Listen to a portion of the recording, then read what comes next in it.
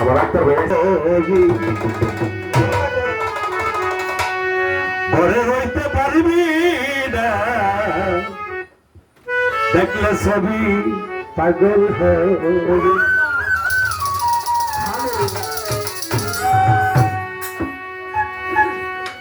দেখলে ছবি পাগল হবে, ঘরে রইতে পারবি না, দেখলে ছবি পাগল হবে।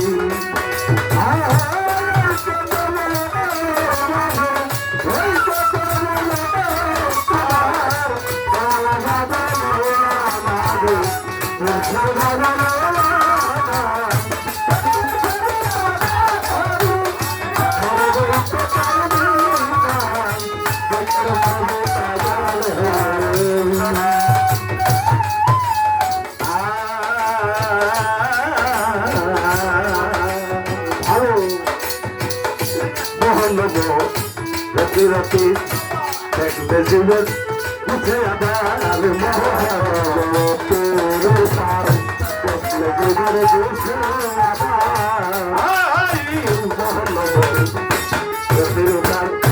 দেখলে জীবন উঠে আবার আরো শুনছি সাগর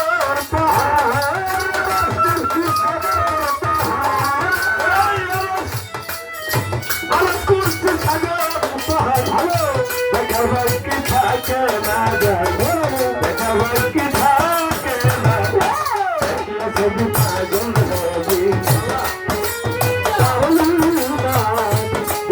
ছবি পাগল হবে।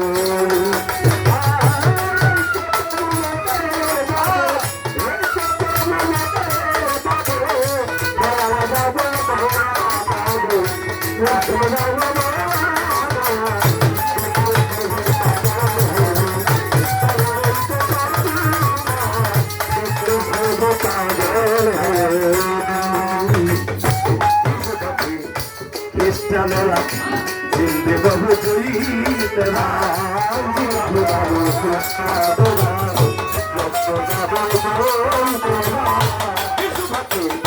খ্রিস্টানেরা হিন্দি বাবু জয়ীরা হিন্দু নামে মতন মহলেরা হিন্দু নামে মতন মহলেরা নন্দের করে নন্দের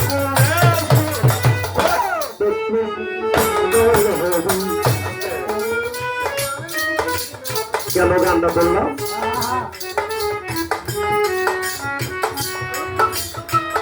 কারণ সব পরীক্ষা করা বলা এটার মতো খেয়াল রাখতেন সবসময়। যদি কোনো ভক্ত গুরুর পরীক্ষা করে সে ভক্তের মূল জীবনের কোনো মূল্য থাকে না। কেন গানটা গাইলাম আর কেন এই কথাটা বললাম? আবার বিরোধী বাদশা সরকার বলছে যে ওদের চোখের পানি ছেড়ে দিয়ে বলছে যেমন সকালে গেছে আমি একজন বিশ্বাস আমি বায়াত করছিলাম সেটাও গেছে, দাদা গুরু গেছে, আমার গুরু গেছে, আমার স্ত্রী গেছে, সবই গেছে। কারণ একজন গুরু উনি একটি প্রশ্নবোধক গান বলে, এই গান আমার উপরে রেখে গেছে। আসলে আমি জানি না কিছু, তবে সংক্ষেপে সময় সংকীর্ণ আমি সংক্ষেপে দুটি কথা বলবো। 12 মাস থাকি একদিন থাকিও না আরে তাই বলছে না। পবিত্র সিন্দিরিয়া তারাই আছে মক্কার দুয়ারে। আমার দয়াল কইছে বাবারে ফকিরের চাইতে সহজ না, যার ফকিরনি ঠিক নাই তার ফকিরের সহজ না। 12 12 মাস ফকিরনি যদি ঠিক থাকে তাহলে তার কাছে রোজা রাখা সম্ভব। আমি বেশি গভীরে যাবো না, শোনা সংক্ষেপে বললাম, পবিত্র সিন্নি যে পৃথিবীতে আসে লালন পালন করে আরেকজনের হাতে তুলে দিতে হয়, সেটা হলো পবিত্র সিন্নি। আর আমার দরদি বাদশাহ সরকার উনি বলছে আজকে আমি নায়িকার অভিনয় করবো, আর আক্তার সরকার আমি নায়িকার অভিনয় করবো, আর উনি করবো নায়িকার অভিনয়।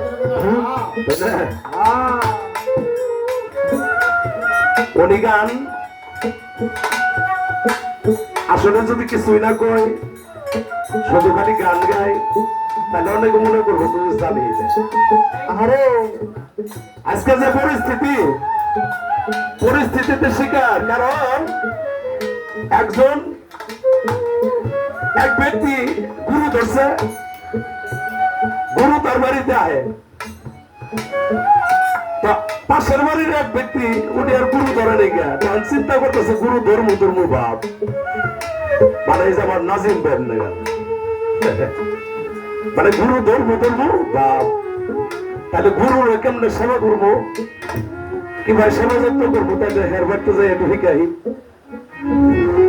তো গেছে ওনার গুরু আছে হলো এইরকম চৈত্রিক মাস, গরমের সিজন, হ্যাঁ, ও যাই বয়ে বয়ে দেখতেছে মানে গরুর কেমন করে সেবা করে। গরু আইছে মাত্র, ঠান্ডা পানি দিয়ে ফাল ধোয়াইছে, সুন্দর করে গামছা ভিজিয়ে শরীরটা মুছছে, ঘরে নিয়ে ফ্যানের তলে গোবর দিছে, তারপরে পাকা দিয়ে বাতাস করতেছে। তখন ওই যে ব্যক্তি গুরু ধরে নাই, ও কইতাছে কয় এটা তো ভিকলাম। তেমনি গুরু ধরবার দিকে মাঘ মাসের শীতের মধ্যে গেছে, তাহলে আমি এই সুযোগে বয়াত ধরে আহি। বয়াত ধরে এসে গুরু করছে কি মাঘ মাসের শীতের মধ্যে ওই ভক্তের বাড়ি এসে, আরে ভক্তের বাড়ি আইসে, তো অঙ্ক কইতাছে কয় ওই যে ব্যক্তি গুরু সেবা করলো, তাহলে তো এইভাবে করে নেবো। আইসে মাত্র ঠান্ডা পানি দিয়া গরুর পাল কত মতো গোসল ধোয়াইছে, আরে গোসল ধোয়াইয়া তারপরে নিয়ে ঘরে না নিয়ে ফ্যানের তলে দিছে ধোয়াইয়া। বয়স্ক মানুষ আস্তে আস্তে আস্তে আস্তে মনে করুন যে বয় বয় পাও দেখতেছে, এই মূর্তিকার রূপ আল্লাহর রহমত বাইরে গেছে। মানে এত সুন্দর ভাবে যত্ন করছে গুরুরে, গুরু মানে যত্নের চোটে সে মারা গেছে। হ্যাঁ, কোথায় গেছে কান দেওয়ার চোখের মানে ফালায় আর কয় আরে বাড়ি বাড়ি ঘুরে আর কান দেয় কয় আজকে আমার গুরুরে, গুরু মানুষকে ভজনে টিকলো না।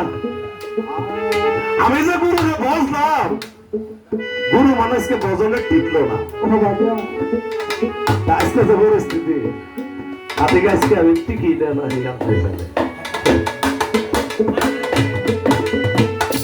বলা হয়েছে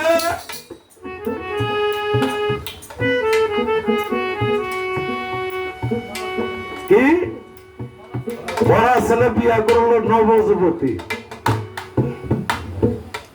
বড় হেঁটেলো কোন মরা বলেছে মৌলা গো তুমি হও কোরআনের, তুমি কোরআনে বলেছে মৌলা গো তুমি হও জগতের স্বামী, কোরআনে শুনেছি আমি তোমার সাথে হয়ে গেছে।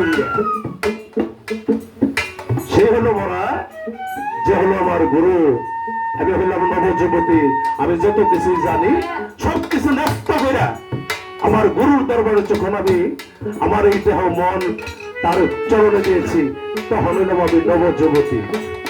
আমার গুরু হইল মরা। হ্যাঁ, আমার দেখা গেছে দিল কোরআনের হাফেজ যারা, তারাই জানে পদ্ধতি, গুরু হলো দিল কোরআনের হাফেজ। আরে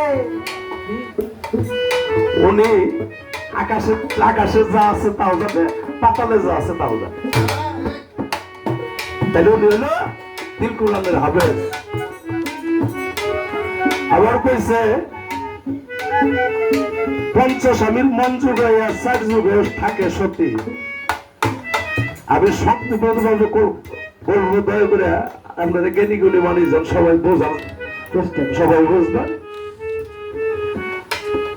ভীম অর্জুন নকুল সহদেব যুগোষ্ঠী পঞ্চভাই যখন ওরা শিকারে যায়, শিকার না পায় একটা নারী শিকার করছিল। আয়া বলছিল, মা আমরা তো 5 ভাই গেছিলাম শিকারে, 5 ভাই ধরে মিলাই তো আমরা একটা নারী শিকার করছি, তাহলে এটা কিভাবে কি করা যায়?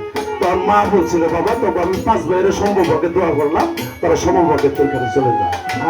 যাকে বলা হয়েছে পঞ্চস্বামীর মন যোগাইয়া 4 যুগই থাকে সত্যি। আর মজা নাই গাইলাম না রাত শেষের দিকে।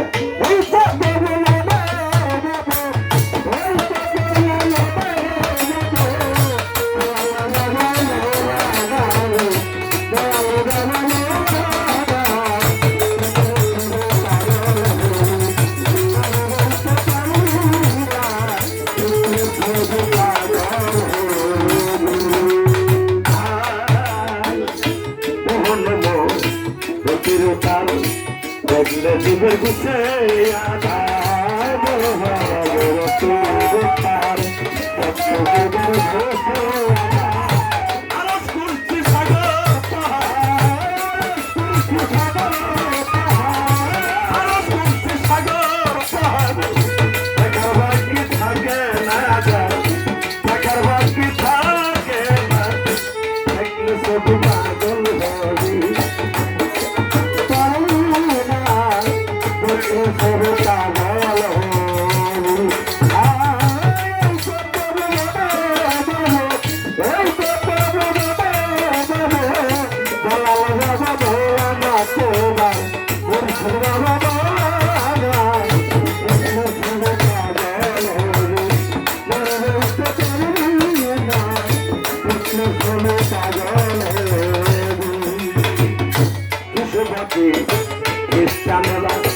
जिंदगी बजई मेरा बाबू बाबू